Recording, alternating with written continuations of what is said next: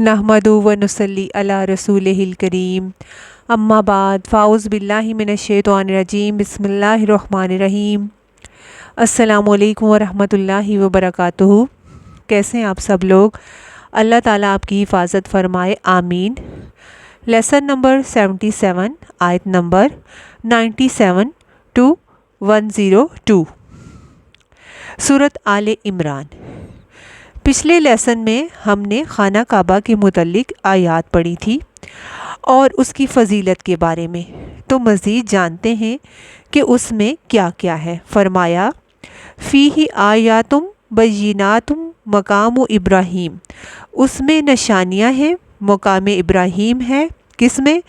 इस घर में और उसके आसपास की जगह में, यानी हरम में, यानी खाना काबा शरीफ, इसके आसपास का कुछ इलाका तो मस्जिद हराम कहलाता है, लेकिन उसके बाद बाहर का कुछ और इलाका हरम पाक कहलाता है।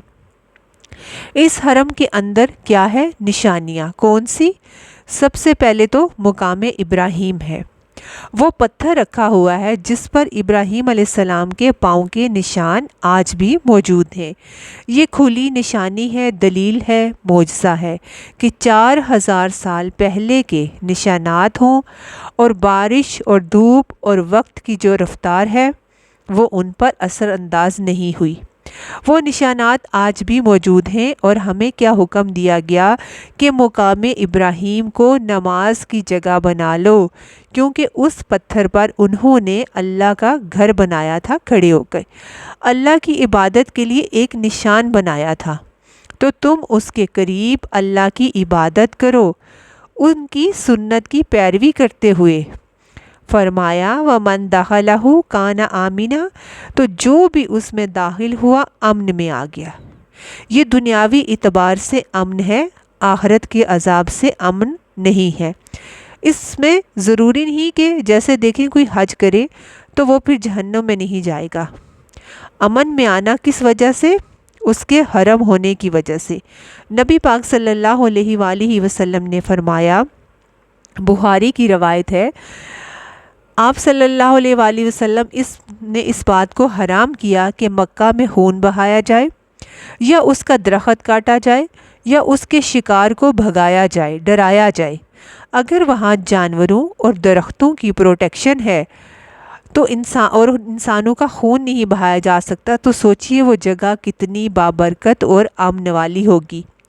और ये दौरे जाहिलियत में भी था कि वहाँ पर जंगो जदल मना था। अगर कोई वहाँ अपना दुश्मन भी किसी को नज़र आ जाता तवाफ़ के दौरान तो वो उस पर हाथ नहीं डालते थे। हरम के अंदर कोई किसी को सता नहीं सकता था, पकड़ नहीं सकता था। हरम की हुर्मत और ताज़ीम की पाबंदी की जाती थी। वलिल्लाहि अलन्नासि हिज्जुल बैती, और अल्लाह की खातर लोगों के ज़िम्मा है बैतुल्लाह का हज। और हज का लफ्ज़ी माना होता है इरादा करना, लेकिन यहाँ मखसूस इबादत मुराद है जो इस्लाम का एक बुनियादी पिलर है। लेकिन किसके लिए है? मन इस्ततआ इलैहि सबीला, जो उसके रास्ते की इस्तात रखता हो, जो वहाँ जा सकता हो। इस्तात में मादी इस्तात भी है और जिस्मानी ताकत भी। मादी इस्तात क्या है? कि इंसान के पास जाने के ज़राए मौजूद हों, और जिस्मानी ये कि सेहत अच्छी हो, इंसान वो मनासिक अदा कर सकता हो, यानी माल और बदन की इस्तात होना चाहिए। बाज़ औक़ात माल होता है और जिस्मानी कुव्वत नहीं होती, तो फिर क्या करना चाहिए? जैसे एक शख्स ने नबी सल्लल्लाहु अलैहि वसल्लम से कहा कि मेरे माँ या बाप बूढ़े हो गए और वो सवारी के काबिल नहीं, इस साल में हज फ़र्ज़ हुआ है, आया कि वो कर नहीं सकते, तो क्या करें? आप सल्लल्लाहु अलैहि वसल्लम ने फरमाया कि हज बदल का हुक्म दिया उसे। तो अगर किसी के पास माल है लेकिन वो माजूर है, वो शख्स या औरत के पास महरम नहीं, तो ऐसी सूरत में फिर क्या हो सकता है? नियाबत हो सकती है। नियाबत क्या होता है? किसी से फ़र्ज़ अदा कराना, यानी किसी की तरफ से नाइब होना, नुमाइंदा होना। और सबील का लफ्ज़ जो है सीन बालाम से है, वाज़े रास्ते को कहते हैं। ایسا راستہ جس میں سہولت ہو، یعنی جو سہولت کے ساتھ وہ راستہ طے کر سکے، وہاں تک جا سکے، اور اس کی تفصیلات جو ہیں آپ کو حج عمرے کی کتابوں میں ملیں گی انشاءاللہ۔ وَمَنْ كَفَرَ فَإِنَّ اللَّهَ غَنِيٌّ عَنِ الْعَالَمِينَ، تو جو کوئی کفر کرے تو بے شک اللہ تعالیٰ تمام جہان والوں سے بے نیاز ہے، اسے کسی کی عبادت کی ضرورت نہیں۔ یہاں کفر سے کیا مراد ہے؟ حج کا انکار، کہ میں نہیں حج کرتا، حج ضروری نہیں۔ آپ نے سنا ہوگا بہت سے لوگ کہتے ہیں جی وقت نہیں، اور ہم اور بھی بہت سے نیکی کے کام کر رہے ہیں، کسی کی غریب کی مدد کر دیں گے۔ بہرحال لوگوں کے طرح طرح کے بہانے ہوتے ہیں، حتیٰ کہ جو لوگ نماز نہیں پڑھتے ان کے پاس بھی بڑے اچھے بہانے ہوتے ہیں۔ کچھ روزہ نہیں رکھتے، وہ بھی بہت سے عذر رکھتے ہیں۔ کچھ زکوٰۃ نہیں دیتے، ان کے اپنے عذر اور بہانے ہیں۔ اسی طرح حج نہ کرنے والوں نے بھی بہت سی من گھڑت باتیں اپنے آپ کو تسلی دینے کے لیے گھڑ رکھی ہیں، مگر بات یہ ہے کہ جس پر حج فرض ہو، جو استطاعت رکھتا ہو، جان بوجھ کے وہ حج نہ کرے تو اس کا یہ عمل پھر کفر برابر ہے۔ اب اس میں علماء کا اختلاف ہے کہ وہ کون سا کفر ہوگا۔ کفر کی دو قسمیں ہیں، ایک وہ جو انسان کو ملت سے ہی خارج کر دیتا ہے، مرتد بنا دیتا ہے، یعنی وہ شخص مسلمان ہی نہیں رہتا۔ ایک حدیث میں آتا ہے کہ جو حج نہ کرے وہ یہودی ہو کے مرے یا نصرانی ہو کے مرے، اللہ کو اس کی کوئی پرواہ نہیں۔ تو بعض کے نزدیک یہ کفر مطلق ہے، پکا کافر ہے۔ یہ بعض علماء کی رائے ہے، اور بعض کہتے ہیں اس سے مراد کفر اصغر ہے، یعنی کفر کی ایک قسم ہے۔ وہ مسلمان کی جماعت سے تو باہر نہیں جائے گا، لیکن بہرحال وہ صحیح مسلمان بھی نہیں کہلائے گا۔ اس کا اسلام جو ہے وہ مشکوک ہو جائے گا، کیونکہ حج کے لیے جاتے وقت بھی آپ کو اپنی محبوب چیزیں چھوڑنی پڑتی ہیں، گھر کا آرام، اپنا وطن، اور کئی چیزیں آپ کو پیچھے چھوڑنی ہوتی ہیں۔ چونکہ لن تنالوا البر سے بات شروع ہوئی تھی نا، پارے کا آغاز ہوا تھا، تو اندرونی طور پر اس سے بھی اس کا یہاں پہ ایک کنیکشن ہے اس آیت کا اس سے، کہ اگر کوئی جان بوجھ کر حج نہیں کرتا تو اللہ کو کوئی فرق نہیں، وہ تمام جہانوں سے بے نیاز ہے۔ اللہ جنوں انس کی عبادت سے بالکل بے نیاز ہے۔ عالمین کے لیے جنوں انس اس لیے کہا کیونکہ ان کے علاوہ باقی جو مخلوقات ہیں ان پر حج نہیں ہے۔ دیکھیں اللہ نے قرآن میں فرمایا کہ میں نے جنوں انس کو اپنی عبادت کے لیے پیدا کیا ہے۔ جیسے آپ پر نماز فرض ہے، جنوں پر بھی فرض ہے، جیسے آپ پر روزہ فرض ہے ان پر بھی ہے، اور جیسے آپ پر حج فرض ہے ان پر بھی ہے۔ تو اس لیے عالمین کا لفظ کبھی تو کل عالم کے لیے استعمال ہوتا ہے جس میں ساری مخلوق شامل ہو جاتی ہے، اور کبھی عالم جنوں انس کے لیے ہی آتا ہے۔ تو اللہ کو کسی کی عبادت کی ضرورت نہیں۔ جو کچھ ہم اچھا کرتے ہیں اپنے نفسوں کے لیے کرتے ہیں، تو جس کو استطاعت ہے وہ ضرور حج کرے۔ قُلْ یا اہل الکتاب لم تکفرون بآیات اللہ، کہہ دیجئے اے اہل کتاب کیوں تم اللہ کی آیات کا انکار کرتے ہو۔ اب یہاں آیات سے مراد تو شرعی آیات ہیں، مگر خاص طور پر اگر پچھلی آیت کے کانٹیکس میں اس کو دیکھیں تو یہ لوگ کعبہ کو بیت اللہ مانتے ہی نہیں، حج کو نہیں مانتے، لہٰذا یہ وہاں نہیں جاتے حج کے لیے۔ تو یہ کیا کہا اللہ نے کہ اللہ کا حکم کا انکار ہے۔ اللہ سے محبت آپ سے تقاضا کرتی ہے کہ جب اللہ آپ کو اپنے گھر بلائے تو آپ کیا کریں؟ انکار نہ کریں۔ جن لوگوں کو اللہ سے محبت ہوتی ہے ان کو اتنا ہی شوق ہوتا ہے کہ وہ کسی طرح وہاں پہنچ جائیں، چاہے ان کے پاس کچھ نہ ہو۔ کتنے لوگ ایسے ہوتے ہیں جن کے پاس کچھ نہیں ہوتا، مگر ان کی تڑپ دعا انہیں وہاں لے جاتا ہے اللہ کے ہاں۔ جہاں چاہ وہاں راہ، اگر چاہت سچی ہو تو راستہ ضرور نکلتا ہے۔ تو یہاں کہا جا رہا ہے کہ اے نبی صلی اللہ علیہ وآلہ وسلم، آپ ان سے کہیے کہ تم اللہ کی آیات کو کیوں نہیں مانتے، واللہ شہید علی ما تعملون، اور اللہ گواہ ہے جو بھی تم عمل کر رہے ہو، اللہ کو سب پتہ ہے، وہ تمہارے عمل سے باخبر ہے، یعنی تمہارے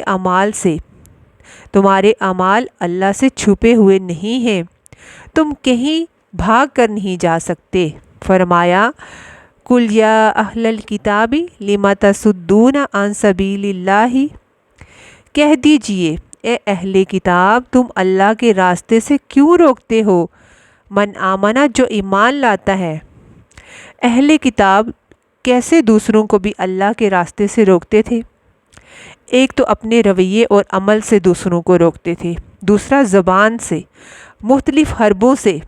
پیچھے ہم پڑھ چکے ہیں کہ دوسروں کو دین سے روکنے کے لیے یہ کیا طریقہ اختیار کرتے تھے کہ اچھا صبح مسلمان ہو جاؤ اور شام کو کفر کر دو، واپس پلٹ جاؤ تاکہ تمہیں دیکھ کر اور لوگ بھی پلٹ جائیں۔ آج کے دور کے لیے بھی یہ آیت اسی طرح لاگو ہوتی ہے کہ اے اہل کتاب، تم کیوں اللہ کے راستے سے روکتے ہو، یعنی جو راستہ اللہ کی طرف جانے والا ہے اس پہ کیوں رکاوٹ ڈالتے ہو؟ راستہ کیا؟ یعنی دین اسلام۔ کیوں نہیں تم رسول کی پیروی کرتے؟ کیوں نہیں تم اس کا ساتھ دیتے تاکہ تمہیں دیکھ کر اور لوگوں کے لیے بھی ماننا آسان ہو جائے؟ اس کے برعکس تم کرتے کیا ہو؟ تبغونہ عوجا، تم اس میں راستے میں دین کے اندر کجی ٹیڑھا پن تلاش کرتے ہو، یعنی ایسی چیزوں کے پیچھے لگے رہتے ہو کہ تمہیں کوئی اعتراض کا نقطہ ملے اور فوراً تم اس کو اچھالو اور کہو کہ دیکھو یہ ہے دین۔ وَأَنْتُمْ شُهَدَاء، اور تم گواہ ہو، تمہیں معلوم ہے کہ سچائی کیا ہے۔ وَمَا اللَّهُ بِغَافِلٍ عَمَّا تَعْمَلُونَ، اور اللہ اس سے غافل نہیں جو بھی تم عمل کرتے ہو۔ تم لوگوں کو دھوکہ دے رہے ہو اور اللہ کا انکار کر رہے ہو، تو یہ ایسے ہی نہیں چلتا رہے گا، اس کی پکڑ ہوگی۔ اچھا، اللہ کے دین میں ٹیڑھ نکالنا جو کہا گیا تو یہ کیا ہے؟ حجت بازی کرنا، لوگوں کے دلوں میں شکوک و شبہات پیدا کرنا، اس کے احکامات کے خلاف پروپیگنڈا کرنا، اس کے احکامات کا پاس نہ رکھنا، باتوں کا الٹ مطلب نکالنا، اپنی مرضی کی تفسیر کرنا۔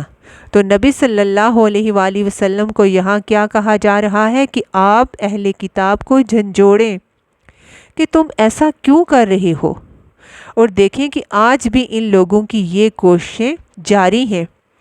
بہت سی ویب سائٹس اور پروگرام ایسے موجود ہیں جو لوگوں کو اسلام سے متنفر کرتے رہتے ہیں، اگرچہ اسلام میں کوئی حامی نہیں ہے، مگر وہ نکالتے ہیں۔ عوج وہ ٹیڑھ ہوتی ہے جو عقل میں ہوتی ہے، یعنی دین میں تو کوئی کجی ٹیڑھ ہے ہی نہیں، یہ ایک سیدھا راستہ ہے، صراط مستقیم ہے، لیکن ان کی اپنی عقل میں کجی ہے، ٹیڑھ ہے، اس لیے ان کو ٹیڑھ نظر آتی ہے۔ تو اللہ کو تو سب پتہ ہے کہ کون کیا چاہتا ہے، کیا کر رہا ہے۔ اس کے بعد اہل کتاب کو چھوڑ کر اب آگے اللہ جو ہے وہ اہل ایمان سے خطاب فرما رہے ہیں۔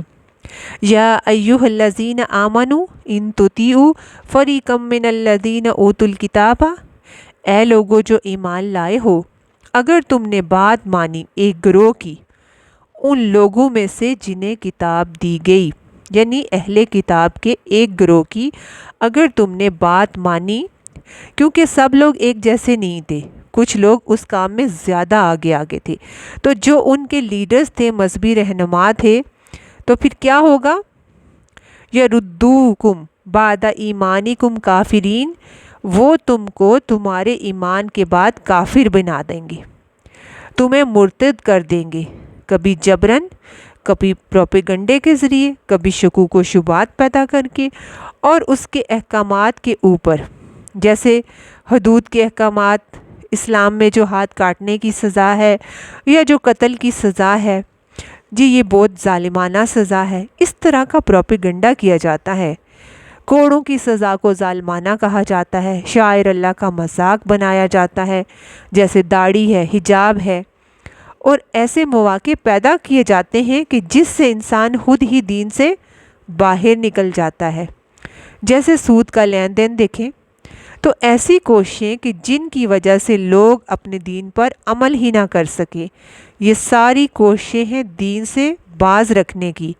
تو مسلمانوں کو کہا جا رہا ہے کہ وہ تو اپنی کوششیں کریں گے، مگر اگر تم نے ان کی بات مان لی تو وہ تمہیں بھی اپنے جیسا بنا دیں گے، تمہیں بھی قدم با قدم جو ہے تم بھی ان کی پیروی کرو گے۔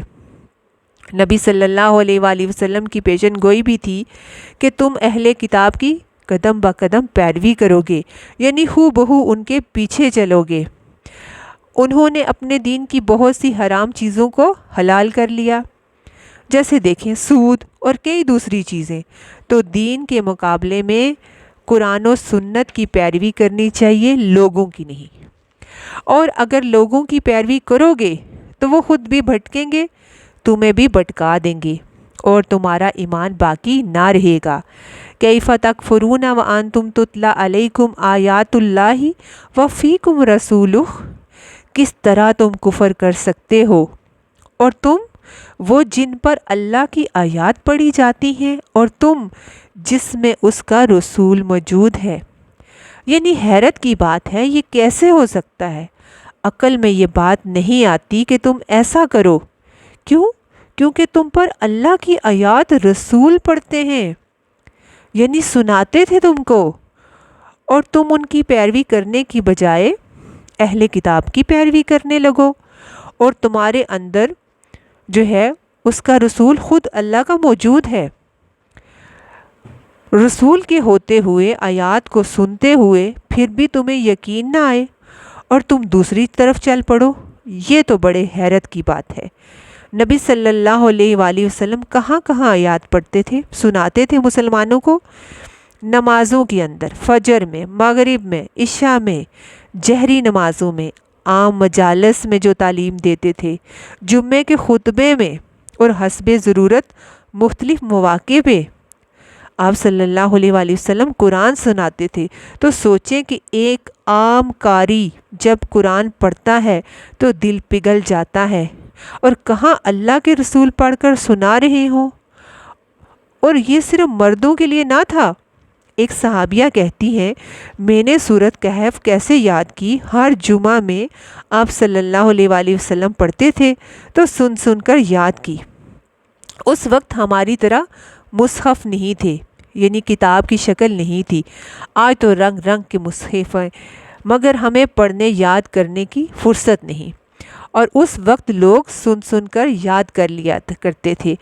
اور اگر ایک صحابیہ نے سن کر یاد کر لی تو پھر آپ سوچیں کہ آپ صلی اللہ علیہ وآلہ وسلم نے کتنی بار سنائی ہوگی، ایک بار نہیں، دو بار نہیں، کئی دفعہ۔ تو فرمایا کہ دن رات تمہارے بیچ اللہ کے رسول قرآن سناتے ہیں، اور وہ خود موجود ہیں تمہارے اندر، کیونکہ آپ صلی اللہ علیہ وآلہ وسلم کا جو وجود تھا وہ باعث برکت تھا۔ 5 نمازوں کے وقت آپ لوگوں میں موجود ہوتے، فیکم رسول، خوشی اور غم میں شریک ہوتے۔ اتنا کچھ رسول تمہارے لیے کرتے ہیں، پھر بھی تم بہک جاؤ گے، اللہ کی کتاب کو نہ مانو گے۔ وَمَن يَعْتَصِم بِاللَّهِ، اور جو مضبوط پکڑے اللہ کو۔ اب اللہ تعالیٰ کوئی مادی چیز نہیں کہ جس کو ہم پکڑیں گے۔ کس طرح پکڑ سکتے ہیں؟ قرآن کے ذریعے۔ قرآن کو مضبوط پکڑ لیں، فَقَدْ هُدِيَ إِلَىٰ صِرَاطٍ مُسْتَقِيمٍ، تو تحقیق وہ سیدھے راستے کی طرف ہدایت دے دیا گیا۔ جس نے اللہ کو تھام لیا، اللہ پر توکل کیا، اعتماد کیا، اس کی عبادت کی، إِيَّاكَ نَعْبُدُ وَإِيَّاكَ نَسْتَعِينُ، اللہ کی عبادت کی اور اللہ سے مدد مانگی، تو پھر کیا ہوا؟ اس کو کیا ملا؟ اس کو سیدھا راستہ مل گیا۔ یہاں کسی بزرگ کو پکڑنے کی، کسی کے ہاتھ پر بیعت کرنے کی بات نہیں ہو رہی کہ پھر تم سیدھے راستے پہ چل پڑو گے۔ ہم نے تو یہ شارٹ کٹ بنا لیا ہے راستہ، یعنی قرآن پڑھنے کی ضرورت تو کوئی نہیں، دین سیکھنے کی ضرورت نہیں، کیا کرو کسی بزرگ کی مجلس میں بیٹھ جاؤ، کسی کے ہاتھ پر بیعت کر لو، بس پار ہوگے۔ مگر یہاں اس آیت میں ایسا کوئی نسخہ نہیں بتایا گیا، کہا گیا جو اللہ کو مضبوط پکڑے وہ سیدھے رستے کی طرف جاتا ہے۔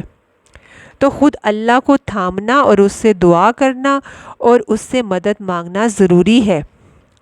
بعض اوقات قرآن بھی پڑھا جا رہا ہوتا ہے اور قرآن پڑھانے والا بھی بیچ میں ہوتا ہے، اور پھر بھی انسان کا ایمان کمزور ہونے لگتا ہے۔ تو حل کیا ہے؟ اللہ کو مضبوط پکڑنا اور اس سے دعا کرنا، اس سے مدد مانگنا۔ وہ کیسے؟ نماز سے، صبر سے، اللہ سے جڑ کر۔ یا ایھا الذین آمنوا اتقوا اللہ حق تقاتہ، اے لوگو جو ایمان لائے ہو اللہ سے ڈرو جیسا کہ اس سے ڈرنے کا حق ہے۔ وَلَا تَمُوتُنَّ إِلَّا وَأَنْتُمْ مُسْلِمُونَ، اور تمہیں ہرگز موت نہ آئے مگر اس حال میں کہ تم مسلمان ہو۔ تو گویا تقوی ایمان کا حصہ ہے۔ تقوی کے بغیر ایمان مکمل نہیں ہوتا، کیونکہ یہاں ایمان والوں کو کہا جا رہا ہے کہ تقوی اختیار کرو جیسا کرنا چاہیے۔ تقوی کہاں ہوتا ہے؟ دلوں میں۔ تو دلوں کی اصلاح کرتے رہیں، اندر جھانکتے رہیں، اندر کی خرابیاں دور کریں، اور اس حال میں موت آئے کہ مسلمان ہو۔ تو یاد رکھیں کہ اسلام ظاہری حالت کا نام ہوتا ہے، مگر تقوی اور ایمان دل میں ہوتا ہے۔ تو دونوں چیزیں ہوں گی کہ ظاہراً اور باطناً مسلمان، یعنی تقوی اور ایمان کہاں ہو؟ دل میں، اور اسلام ظاہر ہو۔ اور قیامت کے دن صرف ظاہری اسلام فائدہ نہ دے گا مگر جب تک کہ اندر ایمان نہ ہو۔ اس لیے جو ہم کہتے ہیں نا کہ یا اللہ ایمان پر خاتمہ ہو، تو یہاں خاتمہ بالخیر کی دعا کی جا رہی ہے کہ انجام اچھا ہونا چاہیے۔ لوط علیہ السلام کی بیوی کافر نہ تھی، وہ ظاہراً مسلمان تھی، مگر کیا نہ تھا اس میں؟ تقوی نہ تھا، اور خیانت تھی۔